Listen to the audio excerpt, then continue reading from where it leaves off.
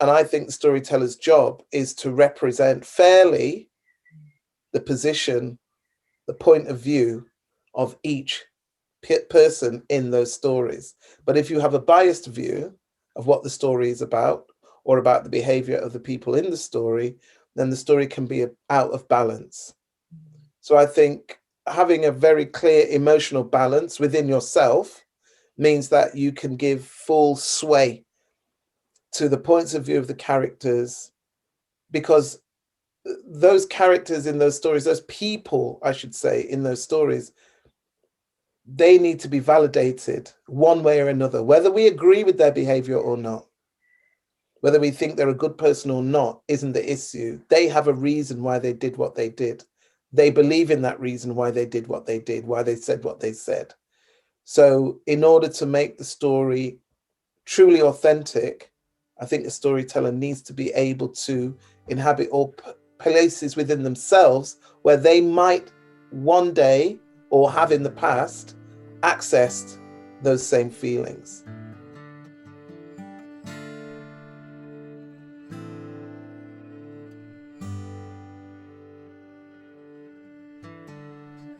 I'm Olivia Clementine, and this is Love and Liberation. Today our guest is Jan Blake. Jan is one of Europe's leading storytellers who has been performing for 35 years. She specializes in myths and folktales from Africa, the Caribbean, and Arabia, and has mesmerized audiences at every major storytelling festival worldwide. She has been the storyteller in residence for the Hay Literary Festival, the curator for Shakespeare Stories at the World Shakespeare Festival, and the recipient of the British Award for Storytelling Excellence. Jan also leads popular workshops for emerging storytellers and gives masterclasses on the craft of storytelling.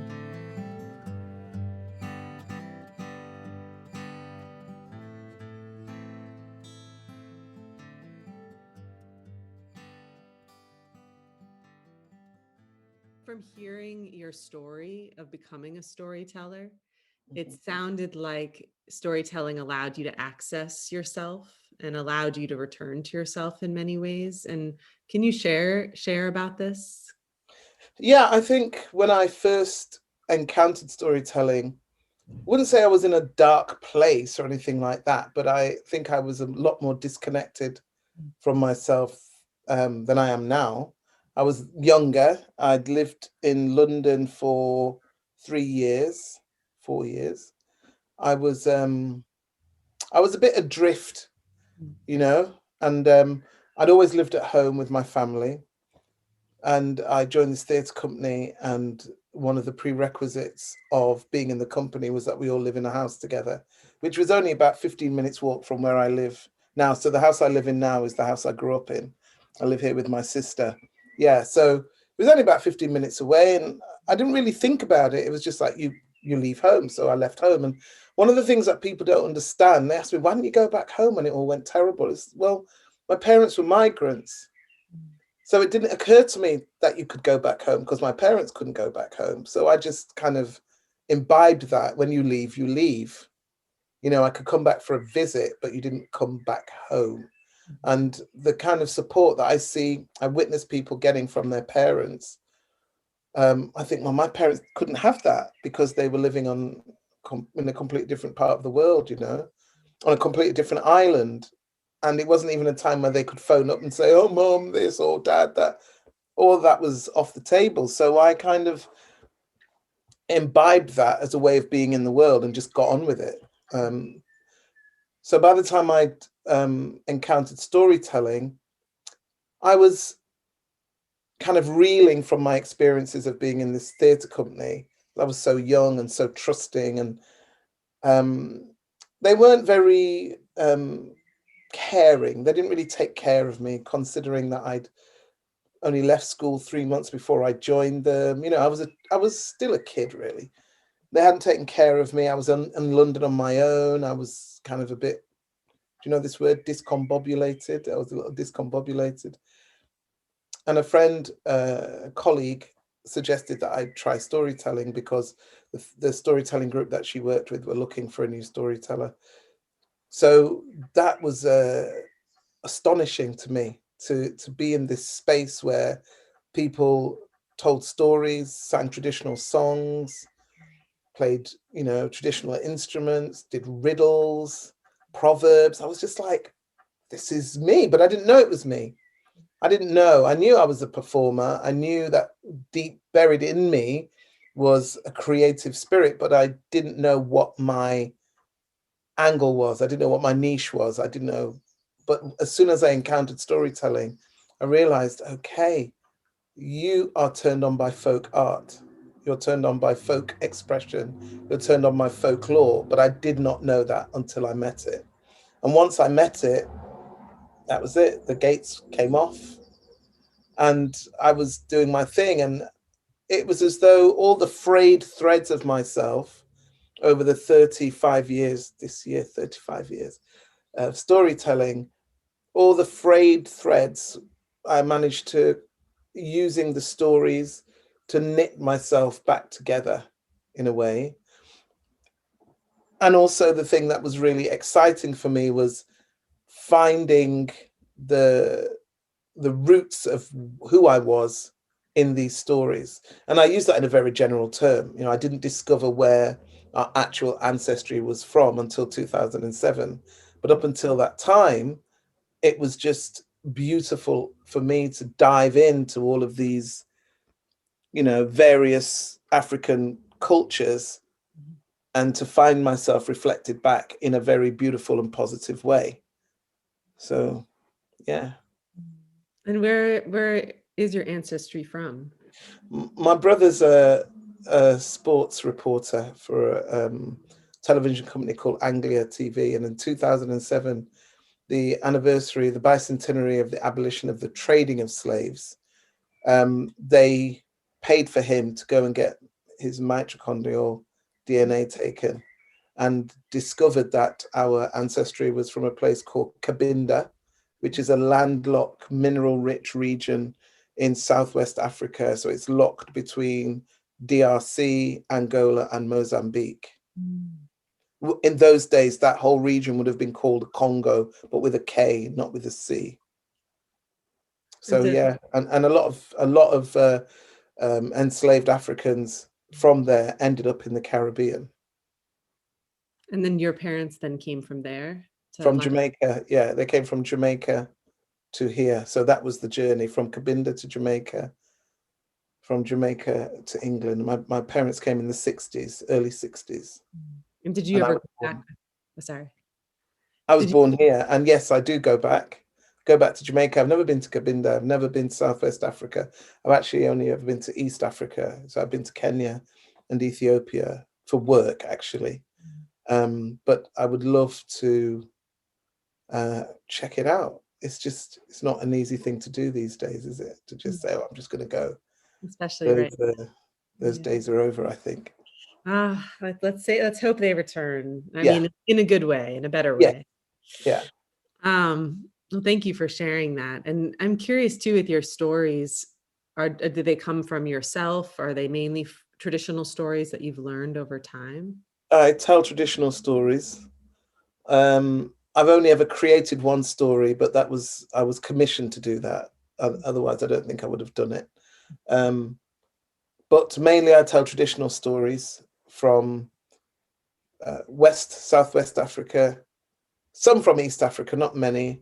I tell stories from India. I tell stories from the Arab regions, mainly because they were the trails, and the Caribbean, obviously. They're the trails, the pathways that were followed during the slave trade. So you had the transatlantic slave trade, but you also had the Eastern slave trade going from Central East Africa up into the Arab regions and also across to India, which is something I don't think many people are aware of.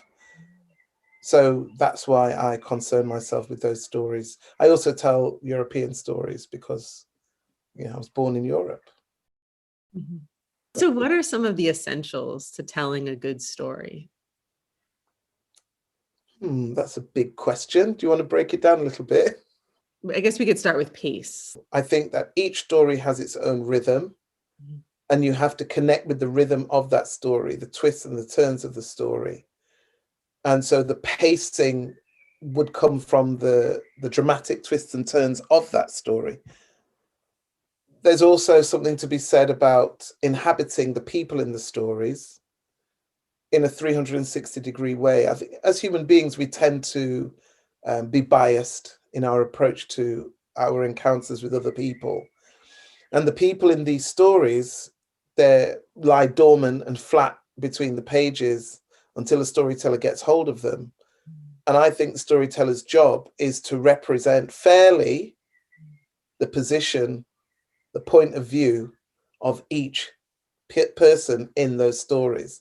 But if you have a biased view of what the story is about or about the behavior of the people in the story, then the story can be out of balance. So I think having a very clear emotional balance within yourself means that you can give full sway to the points of view of the characters, because those characters in those stories, those people, I should say, in those stories, they need to be validated one way or another, whether we agree with their behavior or not. Whether we think they're a good person or not isn't the issue. They have a reason why they did what they did. They believe in that reason why they did what they did, why they said what they said. So in order to make the story truly authentic, I think the storyteller needs to be able to inhabit all places within themselves where they might one day or have in the past accessed those same feelings. I don't know if that makes sense, but Totally makes sense. yeah. So I think taking the moral high ground won't do it. And I think that if a storyteller is on stage purely for the sake of being seen, I've heard this phrase used recently a lot, to be seen on purpose. And I think, well, if that's why you're standing up on stage to tell a story, then there's other ways to be seen on purpose. I don't think people should have to pay money so you can be seen on purpose, or so that you can plug some hole in your life. You know, I don't think that is the purpose of being a storyteller. I think a storyteller needs to, as much as possible, because we're none of us perfect, but as much as possible, be as rounded and as authentic and as honest a person as they can be, but also be as compassionate and embracing a person as they can be as well. So rather than look at skill, because you can learn skills, the fundamentals, the fundamental requisites, I think, for being a storyteller is that you are a person of authenticity. I think that's one of the biggest and most important competencies, person of integrity as well. When I'm teaching storytelling, for instance, and I see someone storytelling, I teach a masterclass, storytelling masterclass, and it's through that masterclass that I've come to this realization, through teaching others and watching people stand up to tell stories. And you know, when you hear music and it's a discordant note, and you think, what is that? What's going on? They seem to be doing all the right things, but there's something not quite right. And then the conversation between myself and that person, when I say, you know, there's something not quite right, or why did you choose this story? Or usually in the talk between us, I discover that there's something in them that is getting in the way of the story. And that's when I started to come to this understanding that you have to get out of the way of the story, but there might be lots of reasons why you're standing in the way of the story. And that's personal, that's very deeply personal.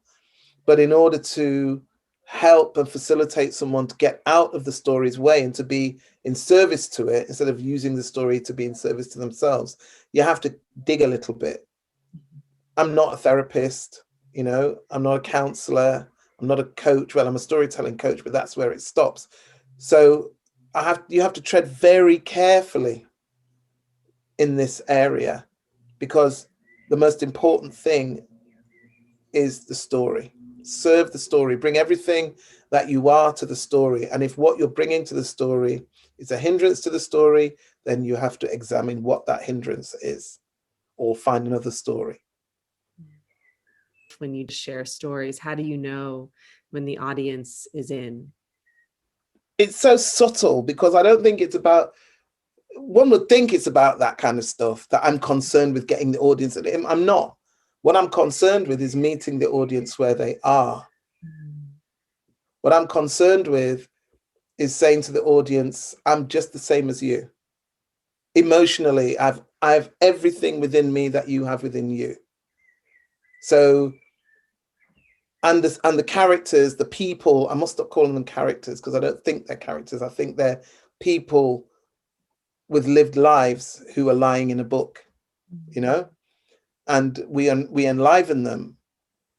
And the people in the story, I also relate to them as the way I relate to the audience, which is we are all one. We all have the capabilities to love, to hate, to envy, to fear, to covet, you know, to delight, to anger. We have every single one of us have those qualities. So it's not me and the audience, it's a room full of people. I just happen to be the one who isn't sitting in a chair. Although a lot of the time I am sitting in a chair, if I'm honest. But I'm the one who's doing the talking. I'm the one who's shining a light on a particular situation between human beings, which is encompassed in a story. I'm with them, they're with me. I'm with the people in the story. And something I discovered yesterday when I was teaching my one-day taster was that a storyteller, it's going to sound strange, okay? But in a way, a storyteller actually has to transcend space and time, because the storyteller has to be able to be present in front of their audience. The people who were there were gathered to listen. They have to be there with them, but at the same time, they have to be somewhere completely different, in a completely different landscape. They have to make that landscape real in the eyes of the people who are sitting in the room where they are at that moment. And they still have to be with the people in the room at that moment. So it's not about leaning in. It's not about, you know, when have you got them and all this. It's not about that. It's about, how do you manage these two spaces? How do you manage the two landscapes? How do you manage the two time scapes? And know if someone is worried or confused in the audience, and be with the people in the story as they travel through their narrative, and you observe them and come back and tell the audience, this is happening, or that happened, or now how do you manage that? And if you can manage that, if you can be in both those places in an authentic and real way, and you can make the people in that room believe that they are in that other landscape 100%, that's the aim for me. Yeah, you definitely do that too. Like, just from watching your stories, you're really holding that space of this whole other environment and yet fully present and engaged. So how do you do Don't it? ask me, I have no idea. Okay, we will go there. I have no clue, Okay. but I know when it's happening. Yeah. And I feel when it's happening, not just with me, but when I'm watching another storyteller at work and I see them doing that, and that's the best. You know, it's like, it might not be the same analogy, but I love film. I absolutely love film. It makes me very, very happy to watch film. I love world cinema. Some of my favorite directors, Satyajit Ray, Osman Sembène, Francois Truffaut, you know, they have that same ability. They take you somewhere and you're very conscious of what they're doing. You're like, oh my God, this is amazing. These people have made this whole world, and you know there's skill behind it, and you know there's thought behind it, and you know there's energy behind it that's coming from them but at the same time, you're taken into this whole world that they've painted for you, that they've created for you. So you marvel at their ingenuity, even as you're in the film, experiencing what you're watching. It's the only analogy I can use. But how do I do it? I suppose the closest I can come to saying it is I surrender to the situation. I don't try and control it. It might be different if I'm in a school and children are playing around or messing about or talking as I'm talking, and you know, they're not being fully present. But I remind them in those moments that actually I'm real, I'm really here, I'm really in front of them. I can see them, I can hear them. I'm not the box in the corner of the room. I've got nothing against the box in the corner of the room, to be honest. But I want them to understand that it's a different experience, that I am actually real. And once they understand that, once they make that switch, then they're more likely to be present. Their experience of entertainment, and I use the term very, very loosely, is a box in the corner of the room or a screen on a laptop or an iPad or whatever. And everything around you can be going on whilst you're engaging with that thing. You don't have to be fully present with it. Listening to a story, you have to be fully, fully present.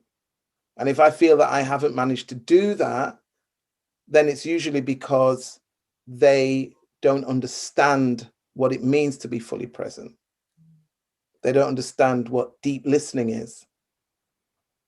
And I, in schools, tend to use things like riddles to engage their listening. And I say to them, I do riddles because I want to see how well you listen. And that will determine whether or not you're ready to hear a story. And so we use all the different levels. So the first layer of a riddle, all the children will put their hands up because they want to answer. And they usually get it wrong because they're more concerned with being the first to answer as opposed to really listening to what I've said and trying to figure it out. And then I'll say to them, the reason why you all put your hand up because you're being competitive. There's no need. The people who didn't put their hands up are the ones more likely to get it right because they are listening to the riddle. That's the depth of the listening you need to listen to stories. Would you share one riddle that you would tell children? Yes, I will. Riddle me this and riddle me that. 7 men go into a church. It starts to rain. 6 of them get wet. Why?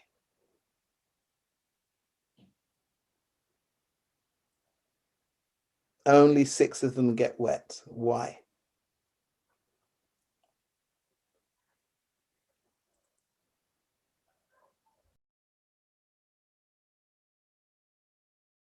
One of them is in a coffin and the rest of them are pallbearers. Do you want another one? Yeah, do another. Okay, riddle me this and riddle me that. What am I? There's 1 of me in every corner and 2 of me in every room.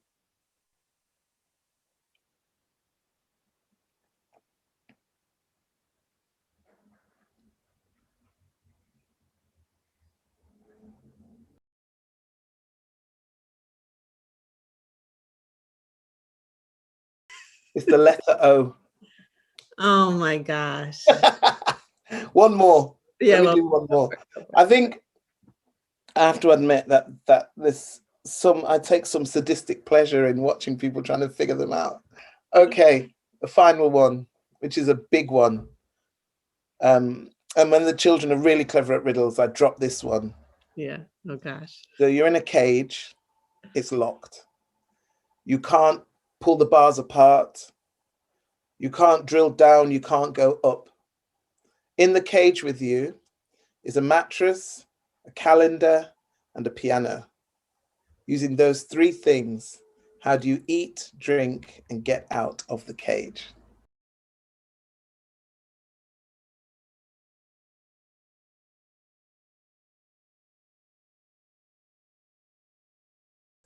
You use the piano key to open the door. You drink the spring from the springs in the mattress, and you eat the dates in the calendar. Oh my gosh, so good. They're good, aren't they? So good. Where do these come from? Is there like a riddle world or? Well, there is riddles.com where you can find lots of different riddles, but also storytellers swap riddles with each other all the time. This is such a good world to be in. My gosh. Yeah. And I mean, it makes me curious too. Thank you for sharing those. This is now a new thing that I'm going to enter into. Excellent. And I hope many of our listeners too enter into it if they're inspired. So it just feels like, from what you're sharing, that creativity, like your feels like creativity and imagination are so essential for someone to be whole or a thriving society. And because just as you're sharing, I'm feeling the gaps in the world. Like I'm feeling the places that we aren't accessing in this modern life. And what are your thoughts on that? It's difficult for me to comment because I am accessing them, and I am in the modern world, and I'm happy to be in both spaces. I think that when I go into schools and tell stories, I give the children the opportunity to be in those worlds with me. I know that having experienced them and accessed them, they'll never forget that. They might never forget me, but more importantly, they'll never forget the story. So yes, the modern world is moving faster than we are ready for as human beings, but we are here. We storytellers are here. There's no denying that. We're here. We do what we do because we have to. We fulfill a role that has been part of humanity since people could string sentences together. We can't not be that. We can't not do that. Nothing will stop that, I don't think. Can the two things coexist? Yes, they can. Should one dominate the other? Probably not. I think the age that we're living in at the moment is about the domination of oracy, the domination of oral literacy, wisdom, guidance, pathways, stewardship through stories. That is being dominated, but will it ever stop it? No, I don't think so. And I think the more people like you who ask me these questions and broadcast podcasts, and the more parents who rekindle their own love of story, their own love of wisdom stories, their own love of experiencing the world through narrative, they'll pass that on to their children. There's lots around us that is challenging that, no doubt. There's lots chipping away at that, no doubt. But we are here. There's no, you can't get rid of us. Ben Okri, the writer, I'm just going to quote from his book for a second, if you don't mind. Very interesting book called The Mystery Feast, Thoughts on Storytelling. And he says, as the world gets more confused, storytellers should become more centered. What we need in our age are not more specialists, experts, spin doctors. What we need are people deeply rooted in the traditions of their art, but who are also at ease in the contemporary world. That needs to happen. And I think that there is a tendency, I can only speak from my own personal experience, but there is a tendency to see storytelling as separate from the world.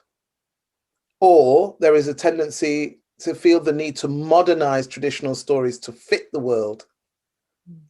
But I don't think that's necessary, because going back to what I said earlier, if we're talking about people, and it is after all people who make this world, we're talking about people, the hearts and minds of people, the concerns of people.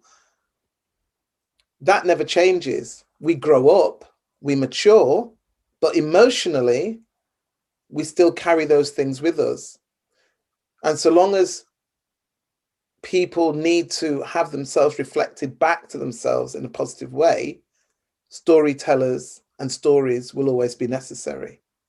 And I think people always need to have themselves reflected back to themselves in a positive way. Or even if they're reflected back to themselves in a negative way, they still need to be held, still need to be loved, still need to be welcomed.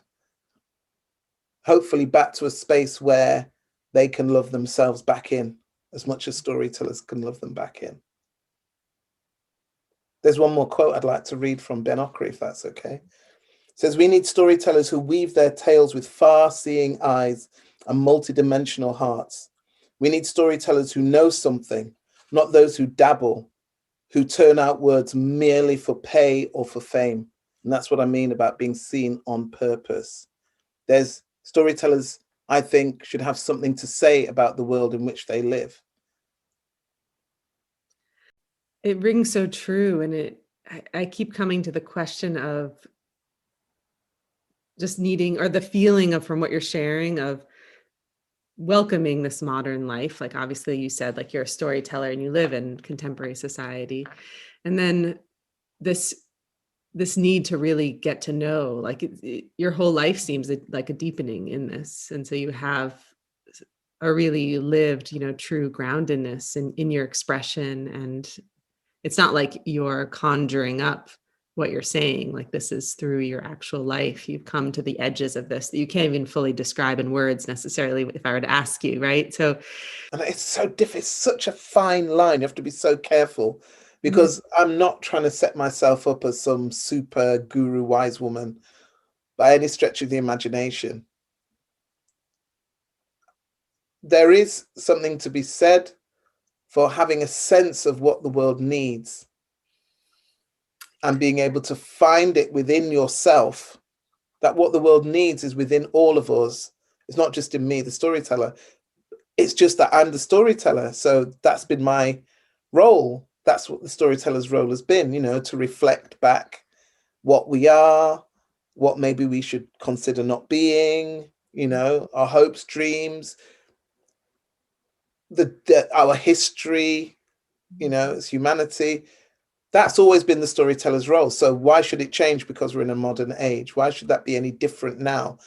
Do I set myself up as therefore being somehow special because of that? No, I have special skills.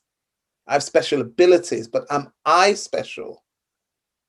I'm not setting myself up. There are butchers who are great storytellers. They choose not to be storytellers. They choose to be butchers. There are,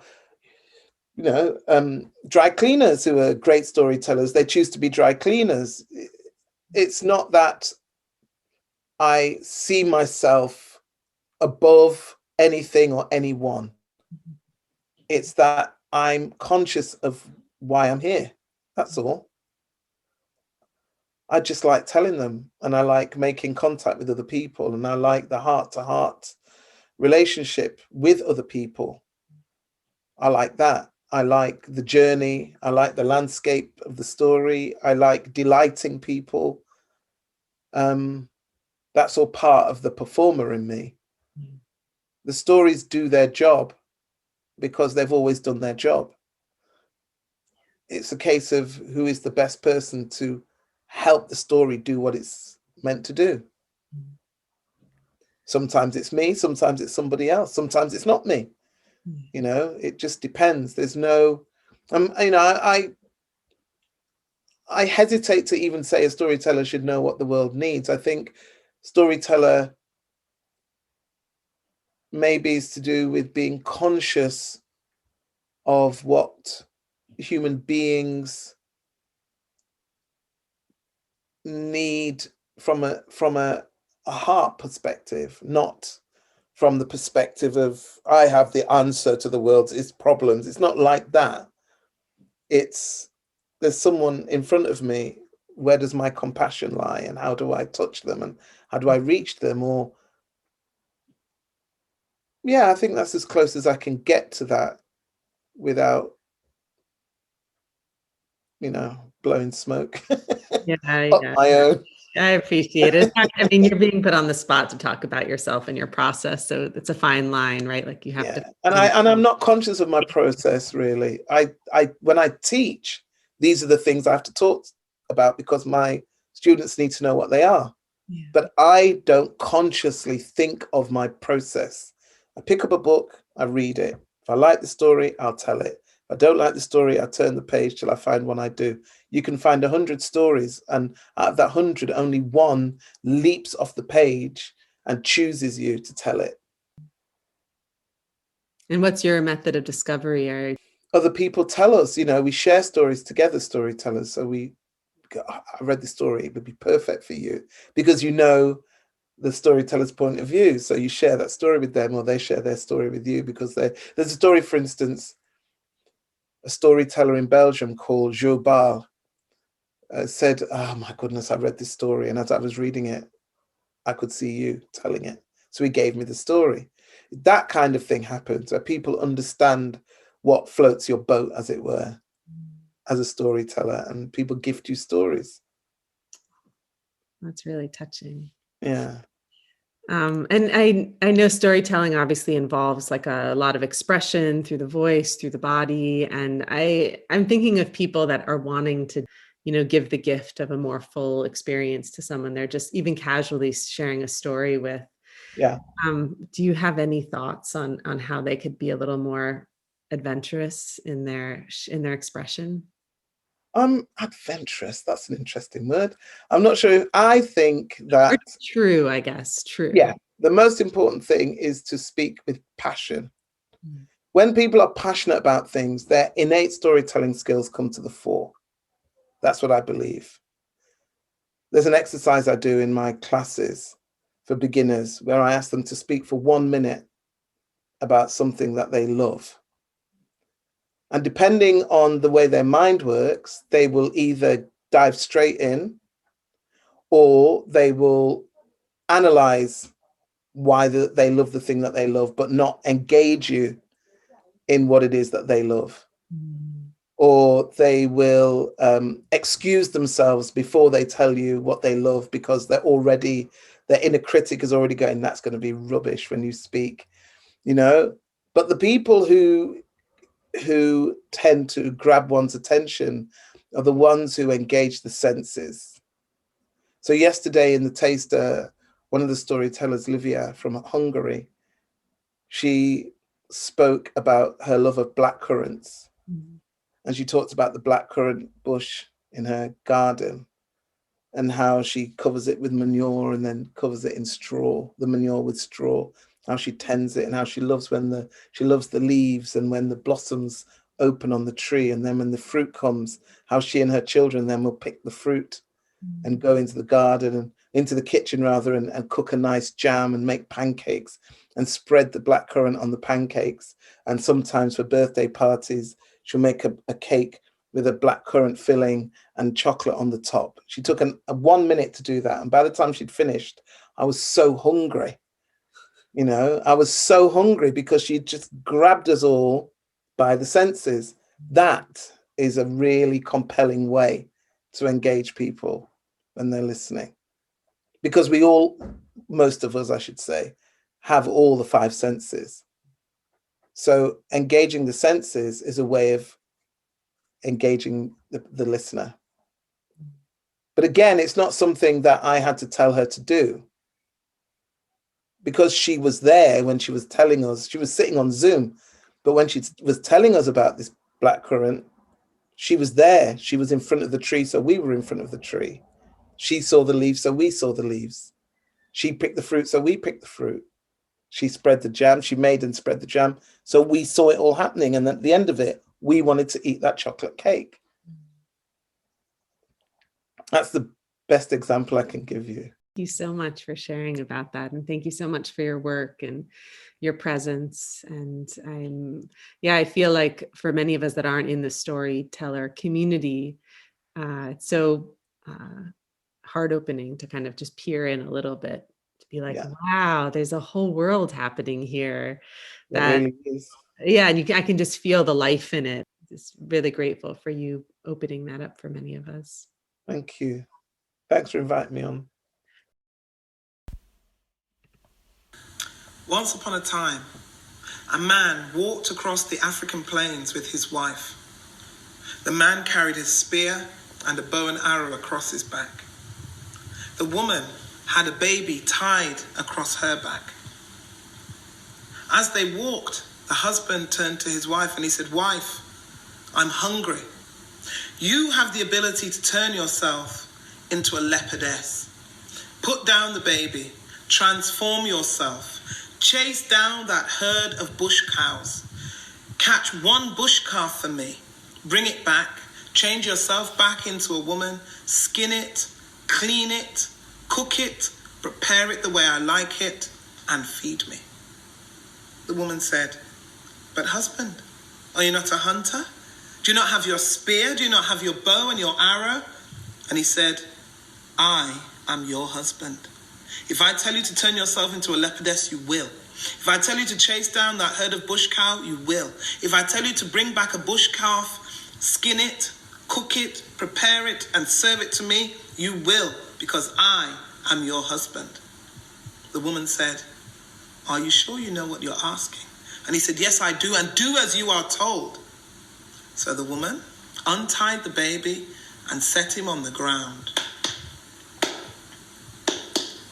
That woman, her eyes became the eyes of a leopard. That woman, her teeth became the teeth of a leopard, and her hands became the paws of a leopard, and her back became the back of a leopard, and her skin became the fur of a leopard, and her heart became the heart of a leopard. And she looked at her husband and she said, "Roar!"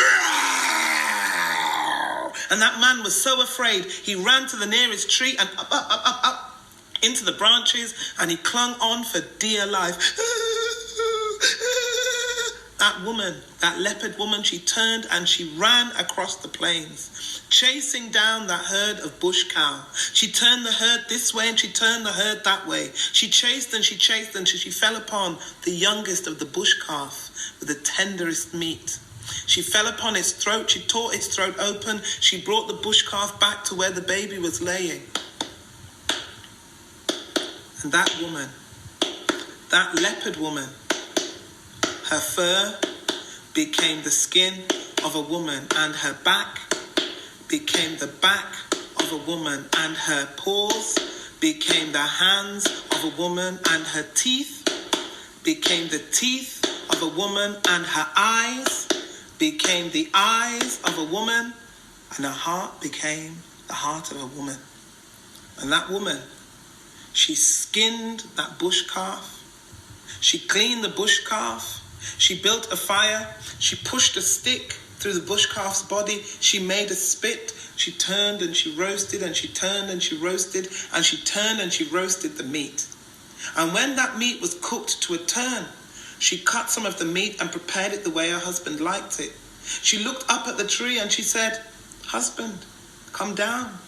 Here is your meat." And he said, he refused to come down from the tree. "Husband," she said, "here's your meat. Come, eat." But he refused to leave that tree. At that moment, the baby began to cry. The woman lifted the baby. She dropped her blouse. She latched the baby to her breast. And it was then and only then that her husband recognized her.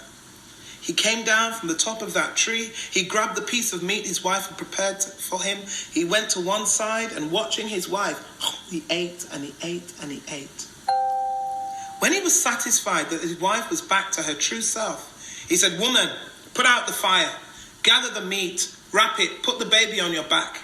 We must leave." "Of course, husband," she said. She put out the fire. She gathered the meat. She wrapped it in its own skin. She put the baby on her back. She tied it tight. And before they left, she said, "Husband, there's something I must say. Remember, my name is Woman, and I am capable of anything you ask of me. So in future, be careful what you ask."